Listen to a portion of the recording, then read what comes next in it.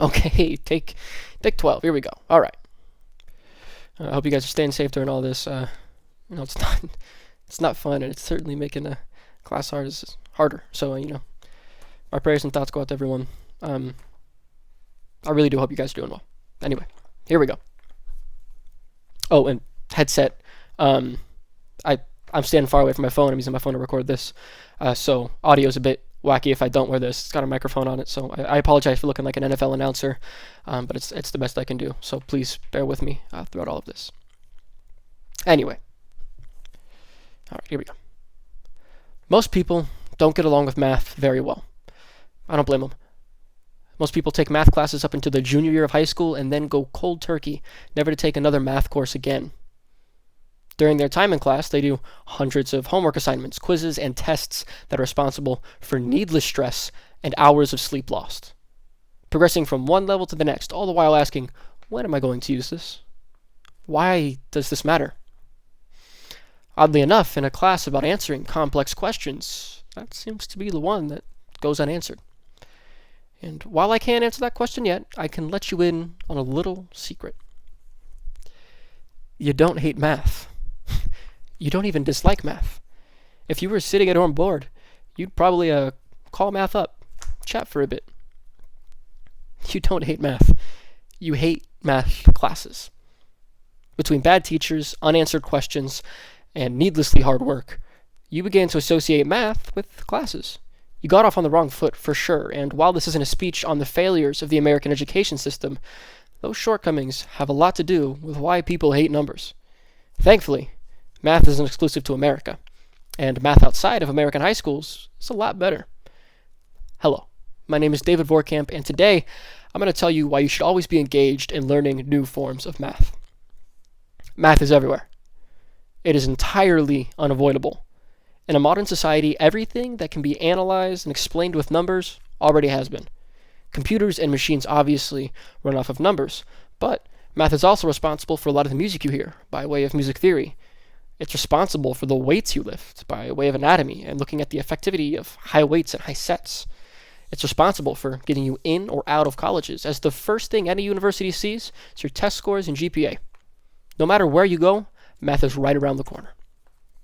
With this in consideration, it really is a shame that most people don't like math, Americans in particular. According to Pew Research, America is well below average in students' math capabilities, and it falls behind the UK, Russia, and Vietnam. Bear in mind, this is among students, the people who are actively engaged in trying to learn new math, not the greater population who haven't tried in well over a decade for most of them. Education is one of our country's biggest embarrassments, a red stain on an otherwise clean shirt. If you want to know specifically how bad it is, only about 1/3 of 8th graders are proficient at their level of math. That means that even before you get into high school, most people are years behind. Scraping out of high school, knowing basic geometry, means you got out ahead of your peers. Now, I'd be remiss if in a speech about math I didn't give you a little math problem. I'm sorry. And there's a word problem too, so why not? You probably hate me. You're probably in the silence of your own home, so you can curse me there. I don't mind. Probably deserve it. It's a simple problem.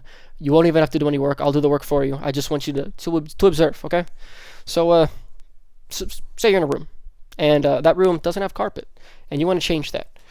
Say that room is a square, a nice square, 10 by 10. That is 100 square feet in area. So let me draw this out. Looks a little something like that. Okay. Now let's say you go to the carpet store. You find this awesome electric blue carpet. It's a shag. It's great, and it's cheap. It only costs about $1 per square foot. Okay, dollar per square foot. Now, if I asked you, how much would it cost to carpet your entire room? Would you know how to do it? If not, I'll show you right here. Okay, so at $1 per square foot times 100 square feet. Well, the square feet on the top and the square feet on the bottom of this cancel out. So that's $1 times 100, which means that's $100. That's a steal for a whole room. An electric blue shag carpet. It's great.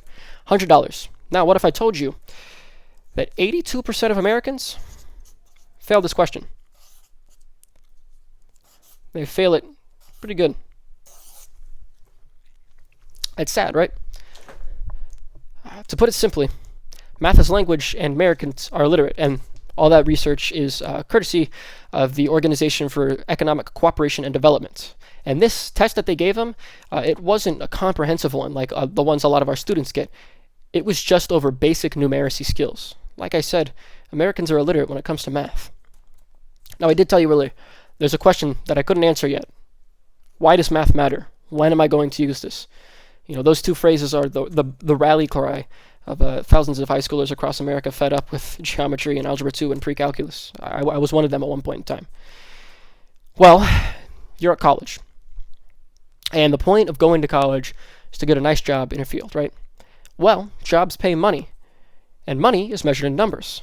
However, some jobs pay out that money a little bit differently. Between commissions, hourly, salaries, and other options, all get you money, just in a little bit of different ways. Math will help you to know that $30 an hour is actually better than $50,000 a year, provided you work full-time. Then, once you make money, you'll probably want to spend it. Between daily expenses and taxes and bills, you might not know how much you can spend while still keeping the lights on. Math literacy solves that issue. Do you want to retire? Or would you prefer to work until the day you die? If you prefer the former, numeric competency will help you achieve that goal. While you're retired, you might want to keep your brain healthy to ward off dementia and other mental diseases that affect the elderly. Math is the easiest way to keep your brain in shape. The world is constantly changing, and there seems to be only two constants, math and war. And I'd rather be good at crunching numbers than crunching lives. Now let's take a step back. I know we've talked a lot of numbers here, a lot of logistics, a lot of stats, not fun stuff.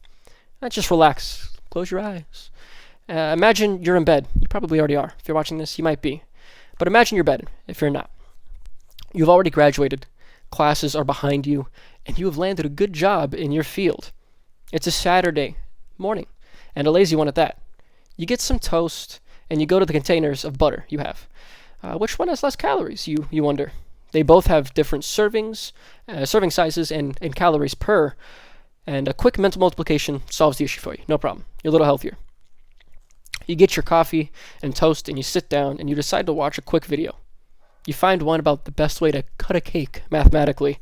It's dumb, but it's funny in a sort of Bill Nye meets Monty Python sort of way. After breakfast, you decide to try and learn a new song on piano.